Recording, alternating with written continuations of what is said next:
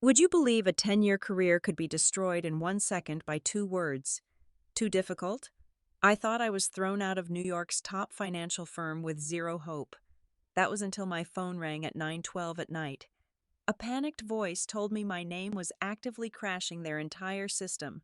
Do not look away, because what happens next is a perfectly laid technological trap they never saw coming. Hello to our wonderful listeners of Boss Revenge Stories. I want to sincerely thank you for being with us. But I have some difficult news to share as YouTube has disabled our monetization, leaving us without the budget to keep operating here. Because of this, we are forced to stop uploading new videos on this platform for the foreseeable future and will be moving our operations entirely to Patreon. If you enjoy today's story, please consider supporting us by joining our Patreon, where you will get access to exclusive, true stories that are even better, longer, and packed with detailed situations we cannot share publicly on YouTube, all performed by multiple emotional voice actors. You can join by scanning the QR code on your screen or by clicking the Patreon link in the description or comment section of this video. Now, let us dive right into today's story, told from the perspective of London Harrison. The air inside the glass-walled boardroom on the 52nd floor was perfectly climate-controlled, yet I suddenly felt a cold sweat prickling the back of my neck. I was 32 years old, standing at the pinnacle of my career as the Director of Data Architecture at Apex Vanguard Financial Group. I was mid-sentence, pointing toward the projection screen displaying the intricate neural pathways of Aegis 9, the automated risk management super project I had built from the ground up over the last 3 years. Then, Vance Sterling, our Chief Executive Officer, cleared his throat. It was not a polite interruption. It was an executioner's signal. He leaned forward, steepling his fingers, his eyes completely devoid of warmth. "We are going to stop you right there." "London," Vance said, his voice echoing loudly in the silent room. "The board and I have come to a unanimous decision. You are removed from Aegis 9, effective immediately." I froze. The laser pointer in my hand trembled for a fraction of a second before I forced my grip to tighten. "Excuse me?" I asked, keeping my tone perfectly level. "You are too difficult," Vance stated flatly, tossing a heavy leather folder onto the mahogany table. "You lack team spirit. You refuse to compromise. This project is moving into a commercial phase, and we need a team player, not a dictator." The words felt like physical blows. Difficult. It was the universal corporate code for a woman who refused to cut corners. I looked around the massive oval table, seeking a single friendly face. Instead, I witnessed a masterclass in betrayal.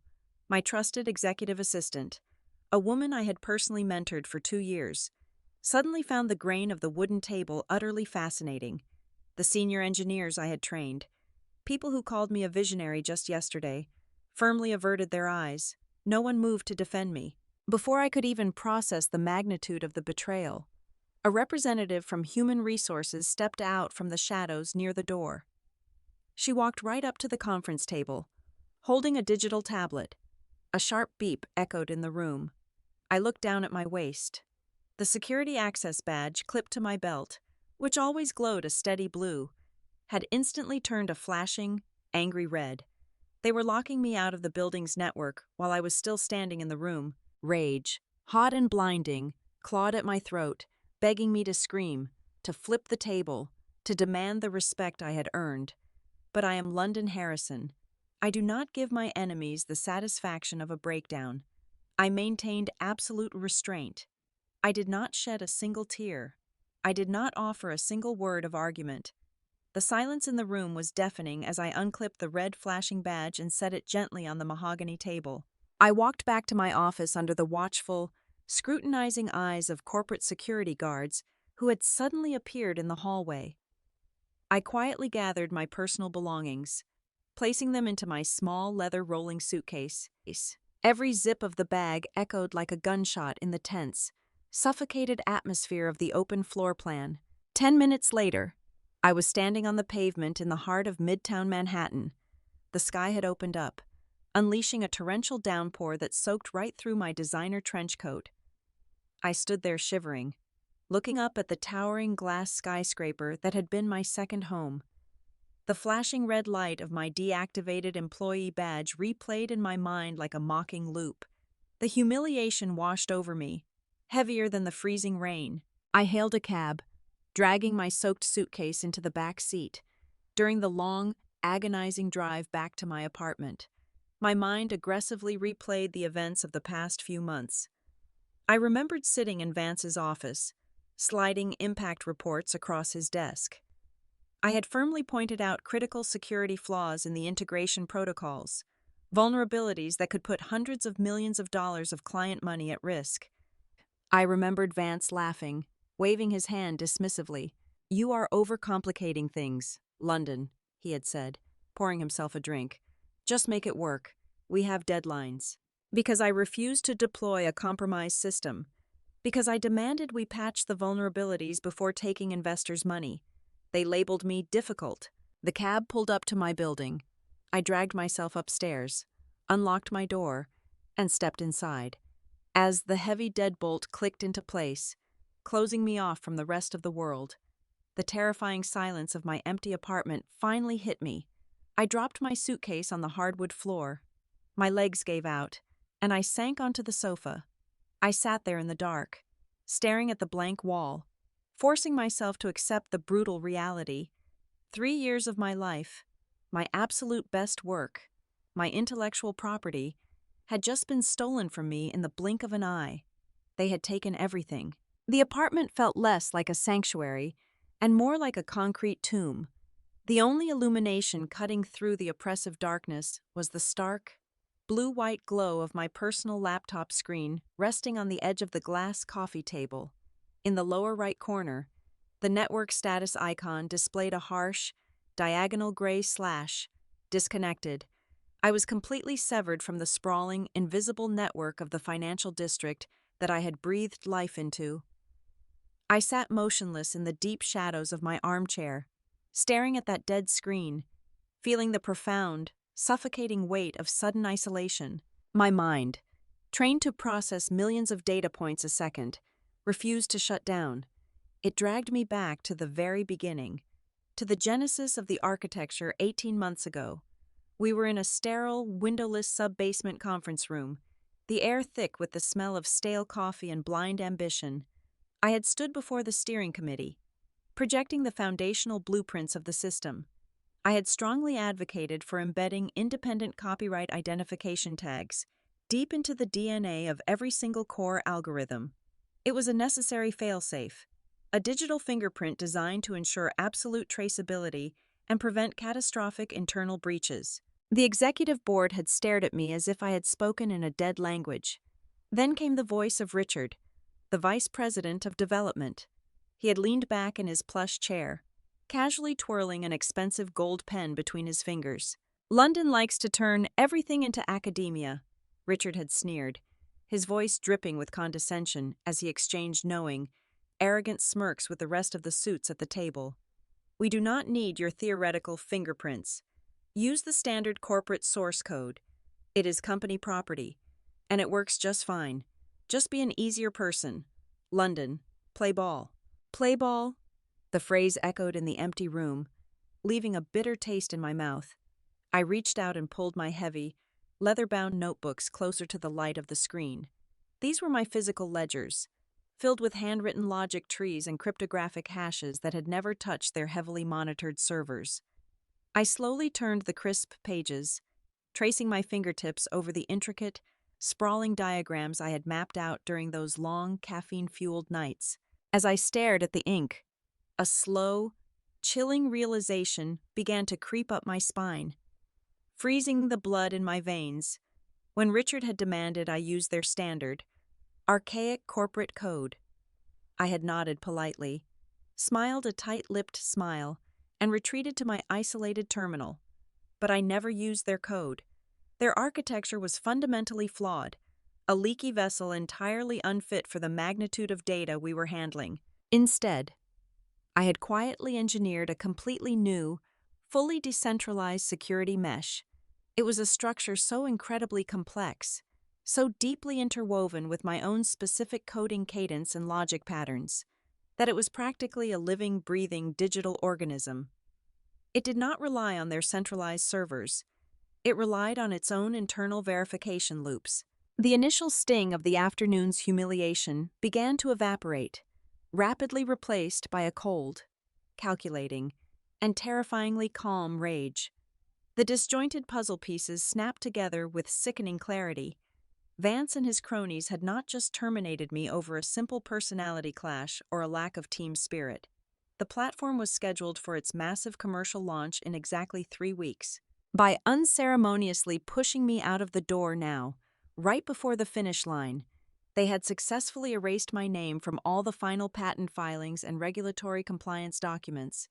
They were preparing to hijack the entire ecosystem, falsely claim the intellectual property as a collective corporate achievement, and ruthlessly divide the massive, 7-figure year-end stock bonuses exclusively amongst themselves. They wanted the gold mine, but they wanted the architect buried. I closed the heavy leather notebook, the dull thud echoing in the quiet room. Fighting a multi-billion-dollar financial institution was a dangerous, often fatal, fool's errand. They possessed legions of corporate lawyers paid $800 an hour, specifically retained to bury people exactly like me in endless, soul-crushing litigation until we ran out of money and will. I needed to survive. I had a life to rebuild from the ashes. I forced my fists to unclench. I forced myself to take a deep, trembling breath and accept the bitter defeat. Tomorrow, I would update my resume. Tomorrow, I would swallow my pride, call the headhunters, and start the grueling, demeaning process of finding a new position in a city that thrived on whispers and ruined reputations. I resolved to leave this ghost behind. I shut down the laptop, instantly plunging the living room into absolute pitch blackness. I walked slowly into the bedroom, stripped off my damp clothes, and crawled under the heavy, suffocating weight of the duvet. It was barely 8 o'clock in the evening, but I desperately needed oblivion. I squeezed my eyes tightly shut, commanding my overactive brain to power down and let me rest. Yet, in the suffocating, silent darkness of the room, my eyes kept fluttering open, helplessly drawn to the nightstand. The digital numbers of my alarm clock glowed a menacing, blood red in the dark. 8:15, 8:22, 8:47. Every single minute ticked by with agonizing precision, a silent, pulsing countdown in the dead of night, mocking my attempt to surrender and absolutely refusing to let me sleep. 9:12 at night. The exact moment the heavy silence of my apartment was shattered. My smartphone, resting face down on the solid oak nightstand, began to vibrate violently. The sudden harsh buzzing sounded like a drill against the wood, sending a jolt of pure adrenaline straight through my chest. I threw off the heavy duvet, gasping as if I had been pulled underwater. I stared at the glowing screen illuminating the dark room. The caller identification displayed a single name: Marcus. Marcus was a junior infrastructure engineer.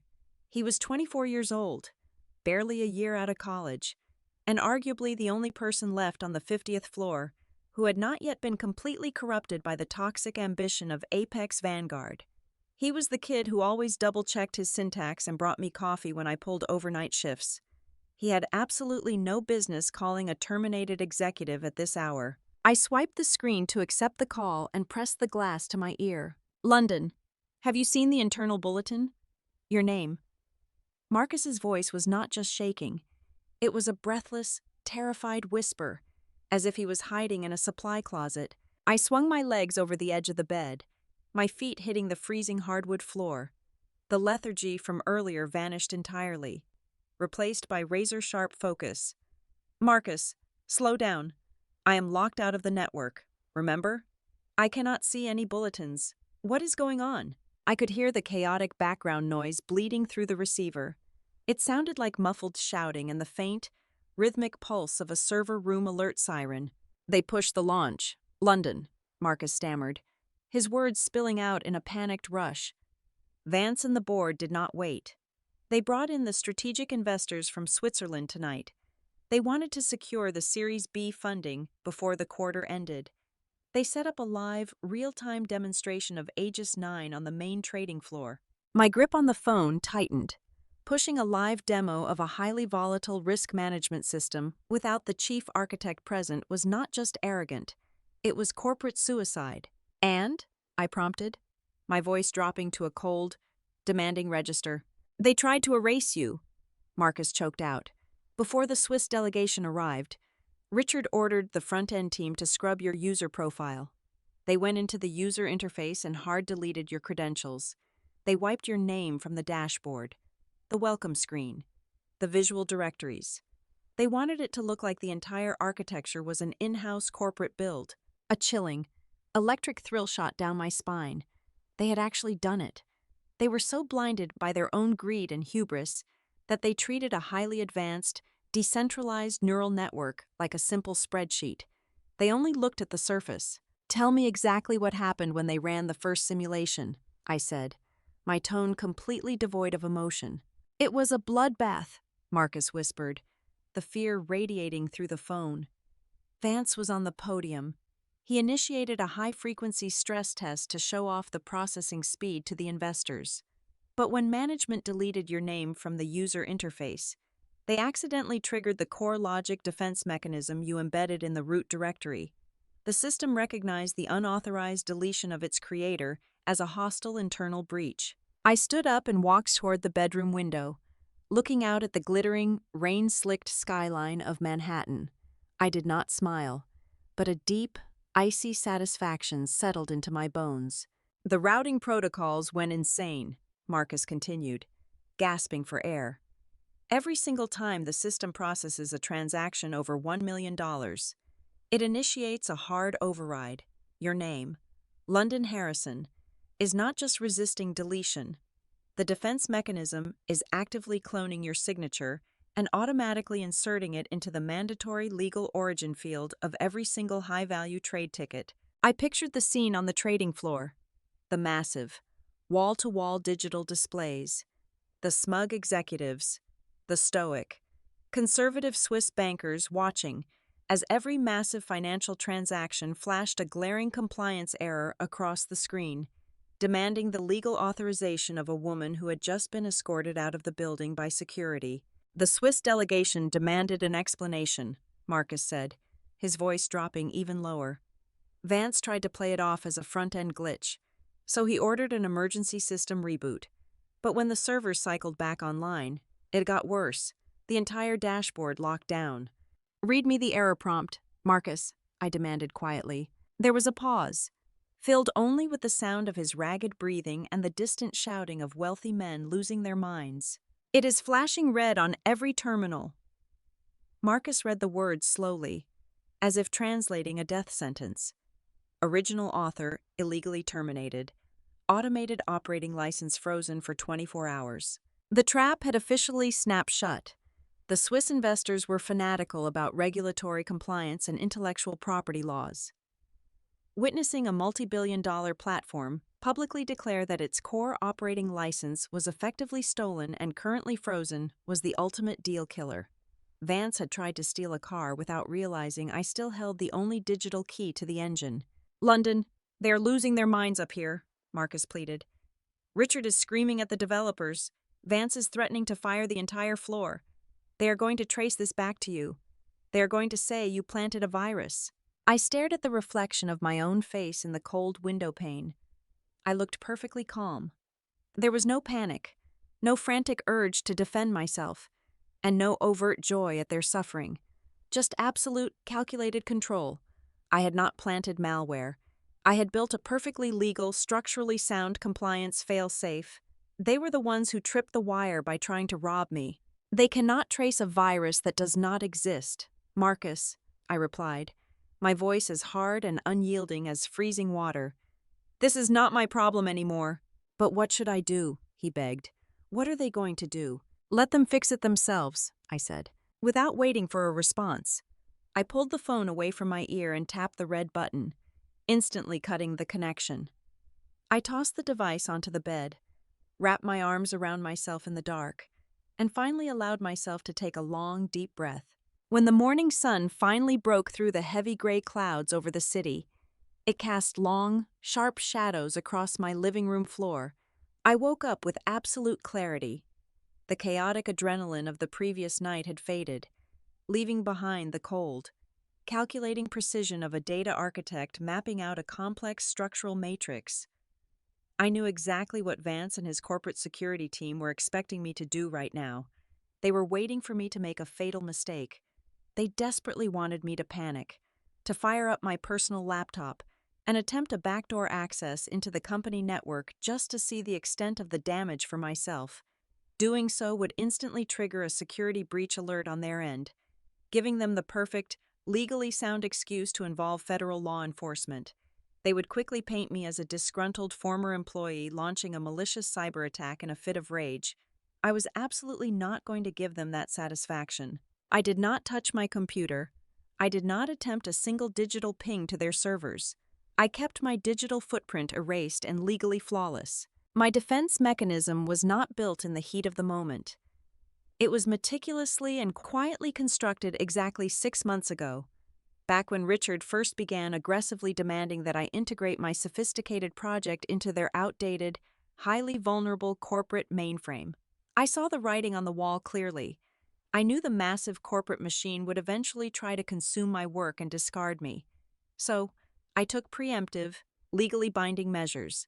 I established an independent legal entity, a private limited liability company registered under a blind trust. Through that specific entity, I filed a comprehensive personal intellectual property covenant with the United States Patent and Trademark Office. I did not just copyright a few simple lines of code. I legally patented the foundational mathematical logic of the decentralized security mesh itself, because I developed those core algorithms on my own personal hardware, entirely outside of contracted company hours, and specifically refused to use their proprietary programming language. The federal law was unequivocally on my side. I was never a standard employee building a company asset. I was an independent creator who had temporarily allowed them to host my proprietary architecture. The exact moment they locked my access badge and terminated my contract without finalizing a formal acquisition agreement, they effectively stole unlicensed, protected intellectual property. Most people in my vulnerable position would have let their raw emotions dictate their next move. They would have drafted angry, emotionally charged emails to the board of directors demanding their job back or threatening lawsuits. They would have logged onto professional networking sites, typing out long, desperate paragraphs playing the victim, begging for industry sympathy and validation. I did absolutely none of that. Sympathy does not win high-stakes corporate wars. Structural leverage does. At exactly 8 o'clock in the morning, I opened a highly secure, encrypted email client. I attached a single, compressed file. This file contained the cryptographic hash keys, the undeniable digital DNA proving beyond any reasonable doubt that the core algorithms running on their servers were my absolute personal property. I did not send this file to Vance or the Internal Human Resources Department. I sent it directly to the Enforcement Division of the Securities and Exchange Commission and explicitly copied the lead investigators at the Independent International Auditing Unit, currently overseeing the firm's compliance ratings. It was a surgical, perfectly legal strike aimed directly at the jugular of their financial credibility. With the email successfully transmitted, I walked into the kitchen and meticulously brewed a fresh cup of dark roast coffee. I poured the steaming liquid into a heavy ceramic mug, the rich, earthy aroma grounding my senses. I walked over to the large window overlooking the bustling streets of the financial district, pulled up the real-time market data on my tablet, and simply watched the numbers. The stock market had just opened for the trading day. For the first 30 minutes, the ticker symbol for Apex Vanguard held steady. Then, the inevitable whispers began to leak. Wall Street operates entirely on rumors, and a catastrophic technical failure during a private demonstration for elite Swiss investors is fundamentally impossible to keep quiet. By 9:45 in the morning, the stock price began to show a slight, nervous tremor, a sudden dip of 1%, then 2%.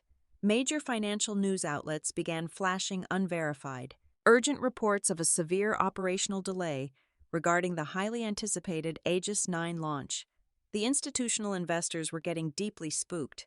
The financial lifeblood of the company was beginning to hemorrhage, all because a group of arrogant men thought they could simply cross out a woman's name on a screen. My smartphone, resting quietly on the kitchen counter, suddenly began to ring. The caller identification displayed an unknown number from a Manhattan area code. I stood perfectly still and let it ring until it went to voicemail. Exactly 5 minutes later, another unknown number called. Then another. They were coming in rapid succession, a desperate, continuous barrage of digital panic. I knew exactly who was on the other end of those lines. It was the frantic corporate legal team, the panicking human resources directors, and quite possibly even Vance himself. Finally realizing the catastrophic magnitude of their fatal miscalculation, they desperately needed me to answer the phone. They needed to negotiate, to issue empty threats, to offer a pitiful, hurried severance package in exchange for my immediate technical cooperation. But I simply walked over, picked up the phone, toggled the switch to absolute silence, and placed it face down on the cold marble counter. I took another slow, deliberate sip of my coffee, savoring the sharp, bitter taste. I understood the fundamental rule of this ruthless game perfectly. In a high-stakes war, where the enemy thrives on manipulation and controlling the narrative, engaging with them in any capacity only gives them power. By refusing to speak, by completely denying them any avenue of communication or negotiation, I was starving them of oxygen. My absolute, unwavering silence was the most terrifying weapon I possessed, and I was going completely out of my way to let them choke on it. By 10 o'clock the following morning, the executive floor of Apex Vanguard had transformed from a polished citadel of high finance into a chaotic, sweating disaster zone.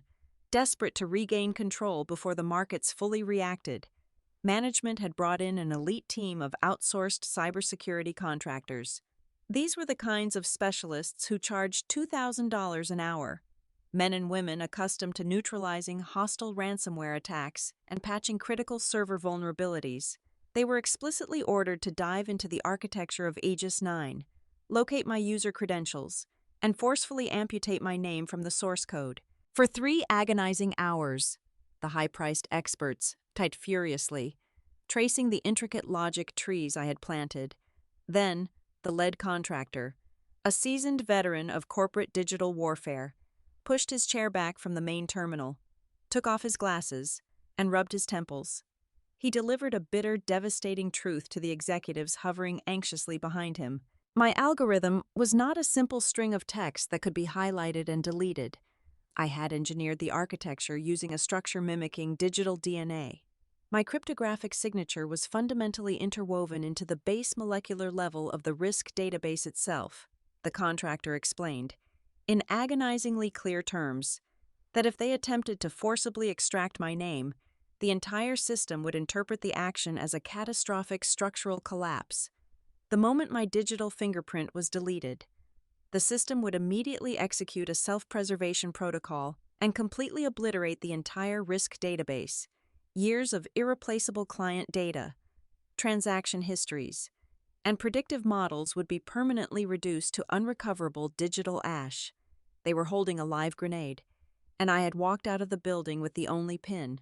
At precisely 1:15 in the afternoon, my phone rang again. This time, I did not let it go to voicemail. I looked at the screen.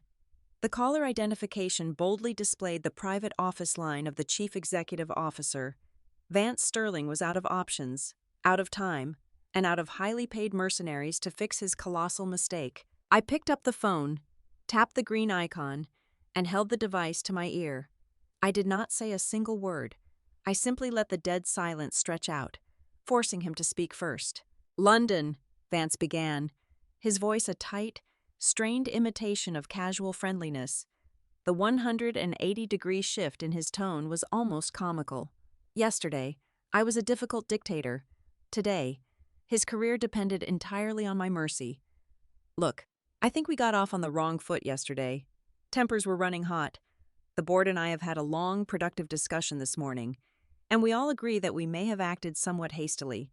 I remained absolutely silent, sipping my room temperature water, enjoying the palpable desperation radiating through the cellular connection. "We recognize the immense value you bring to the table," Vance continued, his breathing heavy, clearly reading from a script prepared by a frantic public relations director. "We want to bring you back. London. We are prepared to offer you a newly created position. Special advisor to the board of directors.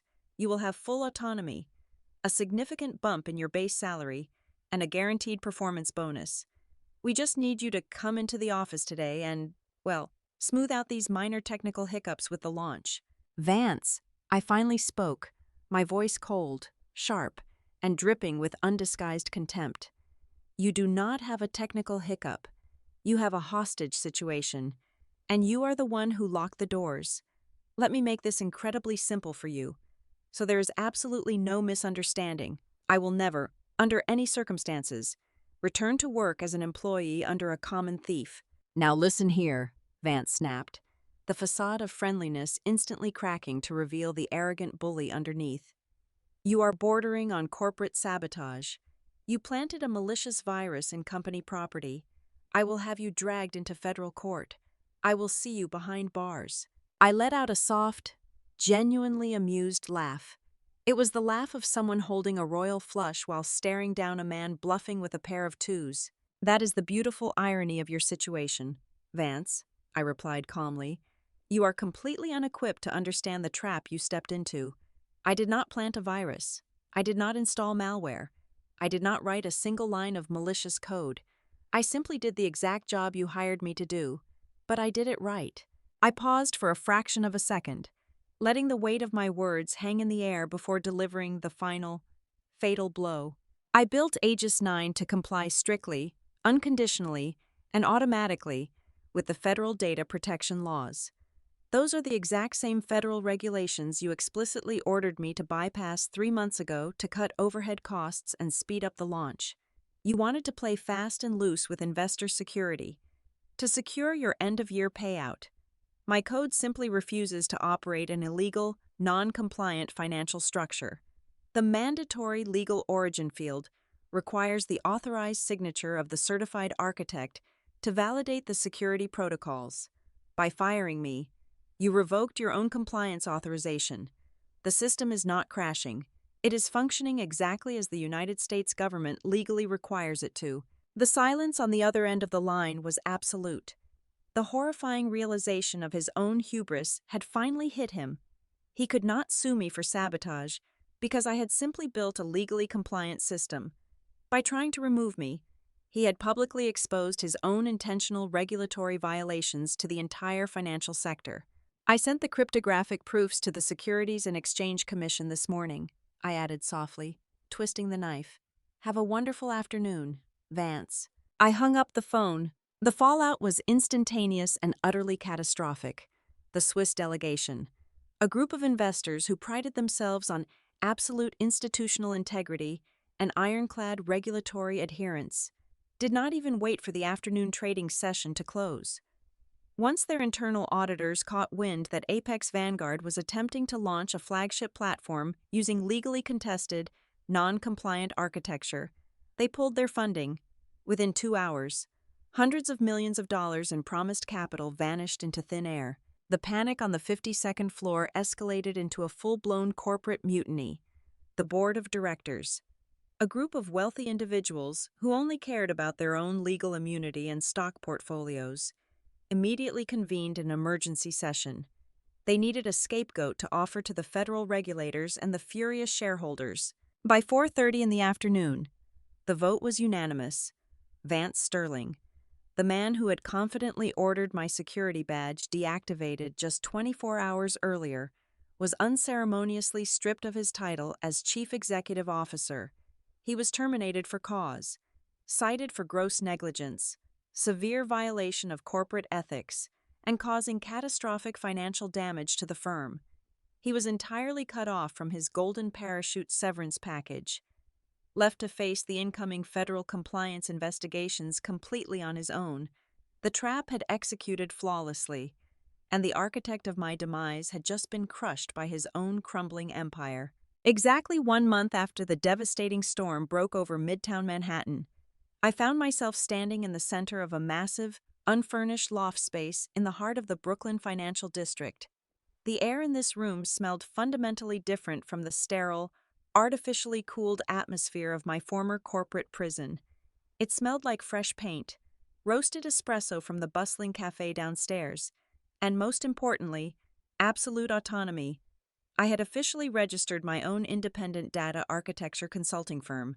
I was no longer a disposable gear turning blindly inside a colossal machine. I had built my own engine. The new heavily sanitized board of directors at Apex Vanguard had spent the last 30 days bleeding millions of dollars in stalled contracts and plummeting market confidence. Without the fully operational Aegis 9 platform, their highly publicized commercial launch was completely dead in the water, and federal compliance officers were breathing heavily down their necks. They had absolutely no alternative but to come crawling to the negotiating table. We did not meet in their intimidating, glass-walled boardroom. I forced their elite corporate legal team to travel across the bridge to my independent lawyer's modest, warmly lit office, after hours of grueling, desperate negotiations on their end, where they practically begged for a resolution. They officially signed a commercial licensing contract to utilize my proprietary algorithm. The final purchase price we settled on was exactly 5 times the original development budget they had initially allocated for my department. It was not a quiet severance settlement or hush money. It was a formal, legally binding vendor agreement. The following Tuesday, I walked back through the towering glass doors of the Apex Vanguard skyscraper. The heavy security guard at the front desk, the exact same man who had awkwardly watched me drag my suitcase into the pouring rain, immediately straightened his posture. He did not ask for my identification. Instead, he respectfully handed me a glossy black visitor badge. The title printed beneath my name was not employee. It proudly read, Senior Strategic Partner. Stepping out of the elevator onto the 52nd floor felt entirely different this time. The hushed, frantic whispers of the open-plan office stopped completely as I walked down the long corridor. My former colleagues, the very same people who had stared intently at their shoes when I was being professionally executed, now offered tight, overly polite nods of pure reverence and fear. I did not hold any burning resentment toward them. I realized they were simply surviving in a toxic, cutthroat ecosystem. I had evolved entirely past it. As I approached the main elevator bank to leave the building after successfully signing the final integration paperwork, the polished stainless steel doors slid quietly open. Standing inside the car, looking 10 years older and wearing a poorly fitted, wrinkled overcoat, was Vance Sterling. He was holding a small, taped cardboard box and a scuffed leather briefcase. The new executive board had deliberately dragged out his termination process, brutally stripping him of his equity shares and stock options, before finally sending a junior security officer to escort him off the premises. We locked eyes for a long, heavy moment. There was no dramatic screaming, no gloating, and no final confrontation. I simply took a step back, maintaining my perfect posture, and allowed him to walk out into the lobby. I stood in silence and watched him carry his pathetic cardboard box out the heavy glass doors, stepping onto the exact same cold pavement where I had stood shivering in the rain exactly 1 month ago. The universe always balances its equations, even if you have to write the formula yourself. Before leaving the district entirely, I stopped by the lower-level infrastructure division. Marcus was sitting at his crowded terminal, rubbing his eyes, looking completely exhausted from dealing with the endless fallout of the previous administration. I tapped lightly on his gray fabric cubicle wall. He jumped, his eyes widening in absolute disbelief. "London," he breathed out, standing up quickly. I smiled warmly and handed him a heavy, cream-colored envelope.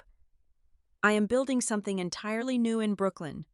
Marcus," I said quietly, ensuring no one else could hear. "I need a chief technology officer. I need someone who actually knows how to double-check syntax. But more importantly, someone who has the unwavering integrity to make the right call when things go completely dark. The starting salary is double what they are paying you here, and you get immediate equity in the firm." He stared down at the crisp offer letter, a slow, genuine smile of pure relief spreading across his tired face. Later that evening, I stood completely alone by the massive floor-to-ceiling window in my new Brooklyn office. The sun was slowly setting over the East River, casting a brilliant, warm golden glow across the towering New York skyline. For the very first time in my professional life, I felt a profound, unshakable sense of freedom. I was no longer renting my intellect to arrogant men who did not understand its value. I owned my worth. When they label you difficult just because you do things right and have expertise, do not try to become obedient. Make your competence something irreplaceable, so that when they try to erase your name, their entire empire will collapse. Thank you so sincerely to everyone for tuning in and listening to my story today. Where are you listening from right now? Please let us know in the comments below. If you found today's story engaging and empowering, I must remind you that this channel is unfortunately unable to upload new videos in the near future and is transitioning our operations entirely to Patreon. Please help us by joining the Boss Revenge Stories Patreon community. There, you can listen to the absolute best exclusive true stories that we simply cannot make public on YouTube. You can easily join by scanning the QR code right here on your screen, or by using the Patreon link provided in the video description or the pinned comments below. Thank you again, and always know your worth.